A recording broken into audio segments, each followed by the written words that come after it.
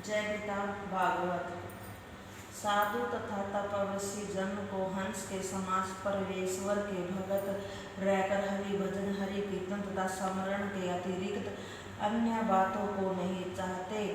उन्हें आपकी ऐसी बातें अच्छी नहीं लगेगी। हंस मानसरोवर के किनारे रहकर मोती के दाने चुगते हैं तथा कौवा अशुद्ध स्थानों पर बैठकर विष्ठा आदि अशुद्ध वस्तुएं खाता है और अपनी बोली के अभिमान में किसी दूसरे पक्षी को अपने समान नहीं समझता, परंतु हंस उसकी बोली को प्रिय अनुभव नहीं करते।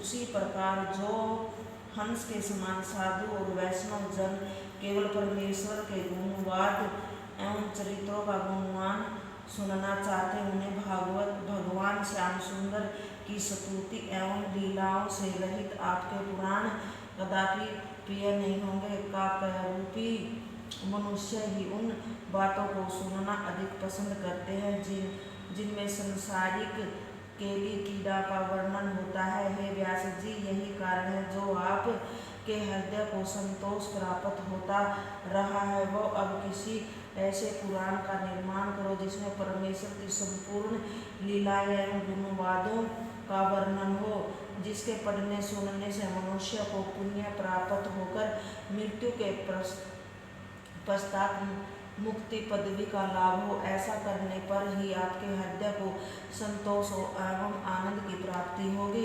इतना कहने के उपरांत नारद जी फिर बोले, हे व्यास जी, यदि आपको मेरे कथन पर विश्वास न है तो मैं आपके अपने पूर्व जन्म की कथा कहता हूँ। सुनो, ध्यान पूर्वक सुनो। पूर्वकल्प में एक दासी का पुत्र था। मेरी माता एक देवज्ञाता ब्राह्मण की सेवा शुश्रूषा से किया करती थी। वह ब्राह्मण साधु एवं संतों की सेवा किया करता था। एक समय बरसात के दिनों उस ब्राह्मण के घर अनेक साधु महात्मा आकर ठहरे।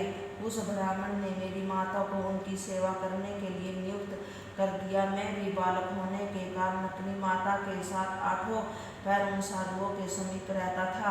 जिस समय वे साधु लोग परस्पर बैठकर परमेश्वर की कथा गुणवादों का वर्णन करते थे, उसी समय मैं भी उनके पास बैठा बैठा सुनता रहता था। मुझे उनकी बातें बहुत प्यारी लगती थी। साधु लोग भी जो भोजन करने के पश्चात जो जूठन बचती थी उसे अपने हाथ से मुझे दे दिया करते थे। मैं उसे बड़े प्रेम से खाता था। चतुर्मास बीतने के पश्चात जब वे लोग जाने लगे, उस समय मैं भी उनके साथ जाने की इच्छा से रोने लगा। तब उन्होंने मेरे ऊपर कृपा करके मुझे यह कहा कि हम तुझे एक मंत्र बताते हैं, तू उसी का जाप करा कर। उस मंत्र को जपने से तुझे आत्म तत्व का बोध होगा। ऐसा कहकर उन्होंने मुझसे द्वादश अक्षर के मंत्र ओम नमो भगवते वासुदेव का उपदेश दिया। तत्पश्चात वे अपने स्थान को चले गए। मैं उन महात्माओं की आज्ञानुसार उस मंत्र का जप करता हुआ भगवान श्री कृष्णचंद्र की, बलराम जी, श्री पद्मनाभ जी तथा श्री अनुराध्या के चरण कमलों का ध्यान करने लगा। उस मंत्र के जपने का प्रताप यह हुआ कि मेरे हृदय में ज्ञान उत्पन्न हो गया। तब मैंने वन में जाकर हरि भजन कीर्तन करने का विचार किया, परंतु मेरी माता मुझ पर अयंतन स्नेह रखती थी तथा क्षण भर के लिए भी मेरा साथ नहीं छोड़ना चाहती थी। इसी के कारण मैं उसे अकेला छोड़कर कहीं न जा सका। उसी समय अचानक परमेश्वर की यह कृपा हुई कि एक दिन संध्या के समय मेरी माँ ब्राह्मण के लिए गौ का दूध धुलने को जो जा रही थी, उसी समय एक सांप ने उसे काट लिया। तभी उसी स्थान पर उसकी मृत्यु होगी। उसी समय अन्य बालकों ने मेरी माता की मृत्यु का समाचार मुझे सुनाया। उसी समय मैंने अपने मन में अयतन प्रसन्न होकर यह विचार किया कि देखो, परमेश्वर की लीला भी ऐसी अद्भुत है जिसने उस प्रकार मुझे संसारिक मायाजाल से अचानक ही छुड़वा दिया। उसी समय मेरी अवस्था केवल 5 वर्ष की ही थी। माता की मृत्यु के पश्चात मैं उत्तर दिशा की ओर वन में चल दिया तथा अनेक नदी नाले एवं पर्वतों को लांघता हुआ एक घने वन में जा पहुंचा। वहां बहुत से हिंसक पशु मुझे दिखाई दिए, परंतु ईश्वर की कृपा के भरोसे पर मुझे किसी का भय नहीं हुआ। मेरा ध्यान हरि के चरणों में लगा हुआ था, तब मुझे किसी कि भूख प्यास भी नहीं लगी।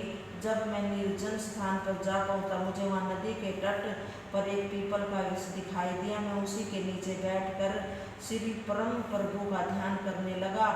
उस ध्यानावस्था में मुझे ऐसा प्रतीत हुआ है कि भगवान श्याम सुंदर अपना चतुर्भुजी रूप धारण किए हुए, हाथों में शंख चक्र गदा पद्म लिए, मस्तक पर किरीट मुकुट तथा कानों में कुंडल पहने, घुंघराले बाल, तापहारिणी चितवन, मंद मंद मुस्कुरान सहित मुझे अपना दर्शन दे रहे हैं। उस सुंदर स्वरूप को देखते ही मेरा हृदय अत्यंत प्रसन्न हो गया तथा यही इच्छा होने लगी कि मैं इस परम मनोहर रूप को निरंतर देखता रहूं। परंतु कुछ देर पश्चात जब वह स्वरूप मेरे ध्यान से लुप्त हो गया, मेरे हृदय को बड़ी पीड़ा हुई और मैं अत्यंत व्याकुल होकर उस निर्जन वन में विलाप करने लगा। हे व्यास जी, उसी समय मेरी अवस्था को देखकर आकाशवाणी हुई, हे नारद, तू चिंता छोड़कर मेरे भजन में लीन रह। तेरे मन में अधिक प्रीति उत्पन्न होने के लिए मैंने तुझे एक बार अपना दर्शन दिया है, पर तू दूसरे जन्म में फिर दर्शन पाओगा। तू मेरे निकट के भक्तों में रहेगा